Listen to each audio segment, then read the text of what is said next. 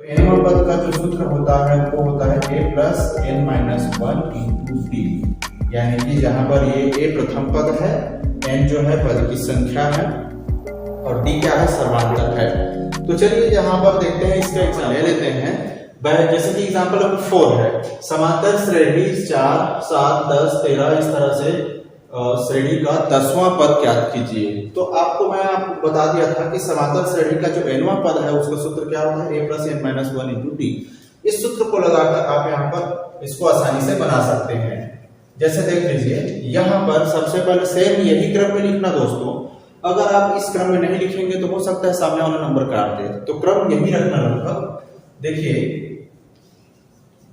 दिया गया है, ठीक है, श्रेणी 4, 7, 10, 13 इस तरह से, ठीक है। हमको ज्ञात क्या करना है, इस तरह से लिख लेना, ठीक है, ज्ञात करना है। तो ज्ञात करना है हमें कि क्या लिखेंगे, श्रेणी का 10वां पद बराबर क्या होगा, ठीक है। तो श्रेणी का 10वां पद क्या होगा ये लिखेंगे। तो आप सीधा सीधा यहां पर लिखना, यहां पर a यानी कि प्रथम पद, या ऐसा लिख देता हूं मैं, प्रथम पद a इज इक्वल टू क्या हो जाएगा, प्रथम पद 4, ठीक है। उसके बाद है सार्वांतर, जिसको d कहा जाता है, मैं आपको बताया था इसमें d कहा जाता है। वो कैसे मिलता है, द्वितीय पद ऋण प्रथम पद, दोनों को घटाएंगे तो मिलता है। तो 7 द्वितीय पद में 7 ले, कोई भी पद को घटा सकते हैं, पहले पद में दूसरे पद में पहले पद को घटाना है।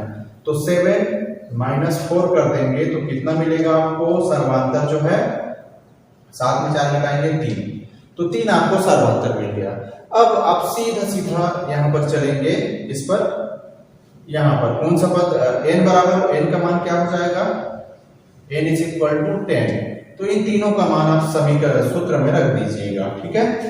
तो सूत्र क्या होता है, nवां पद का, nवां पद बराबर a plus n minus one into T, ये सूत्र रहेगा। इसके बाद देखिए, a का मान क्या है आपका 4, प्लस n का मान क्या है, n का मान यहाँ पर 10 है, माइनस 1 इंटू d का मान क्या है 3, ठीक है। 4, ये वाला 4 प्लस का प्लस, और यहाँ पर क्या हो जाएगा, है ना, 10 में 1 घटाएंगे 9, और ये गुना 3, ठीक है। तो आगे देखेंगे 4 धन 9 3 का गुना 27, 27 और 4 करेंगे कितना हो जाएगा 31 को लास्ट में लिखेंगे। अतः इस श्रेणी का जो 10वां पद है वो क्या होगा, 31 होगा। लास्ट में फाइनल आंसर आप लिखना मत भूलिएगा, उसमें भी आधा नंबर। तो दोस्तों हम एक नया एग्जांपल लेते हैं। एग्जांपल है हमारा 8वां नंबर का एग्जांपल है, 2 अंकों वाली कितनी संख्या 5 से विभाज्य है। तो इसको जानने के लिए आप बहुत ही सिंपल तरीके से इस सवाल को बना सकते हैं। सबसे पहले तो आपको उस सीरीज को फाइंड करना होगा जो 5 से विभाज्य होती है और 2 अंकों का हो। तो देख लीजिए, श्रेणी जो 5 से विभाज्य है वो कौन सा हो जाएगा, देखिए 2, है ना, जो 2 अंकों का हो उसी को लिखना। 10 के बाद क्या हो जाएगा 15, 20, 25 इस तरह से जाएगा, और कहां तक जाएगा वो 95 तक जाएगा। क्यों 95 तक जाएगा, क्योंकि 95 के आगे अगर फिर 5 जोड़ते हैं, है ना, तो कितना हो जाएगा 100 हो जाएगा, जो 3 नंबर का 3 अंकों की है। तो ये हमारा सीरीज मिल गया। अब सीरीज में देख लीजिए, यहां पर प्रथम पद क्या है, प्रथम पद क्या है, a इज इक्वल टू 10, ठीक है। और nवां पद क्या है, nवां पद यानी कि 95 हो जाएगा, 95 हो जाएगा, ठीक है। और आपका जो सार्वांतर है है ना, यानी कि d। तो d बराबर क्या हो जाएगा, यानी कि 15 में आप 10 को घटा दीजिए, ठीक है, तो कितना मिलेगा आपको लास्ट फाइनल 5, यानी कि सबके बीच में सर्वांतर कितना है 5 है। तो आप सीधा सीधा सूत्र लगा देंगे। सूत्र कौन सा होगा, वही वाला nवां पद, ठीक है। nवां पद इज इक्वल टू क्या होता है a plus n minus 1 into D. तो यहाँ पर nवां पद का मान क्या है, nवां पद 95 95 है उसमें, है ना। तो यहाँ पर देख लीजिए ये आ जाएगा 95 और ये आ जाएगा a प्रथम पद, यानी कि क्या हो जाएगा प्रथम पद 10 प्लस n का मतलब होगा वही है n माइनस 1। क्यों वही रखे हैं, क्योंकि हमें कितनी संख्याएं पूछा जा रहा है, कितने टर्म पूछा जा रहा है, तो हमें यहीं से प्राप्त हो जाएगा।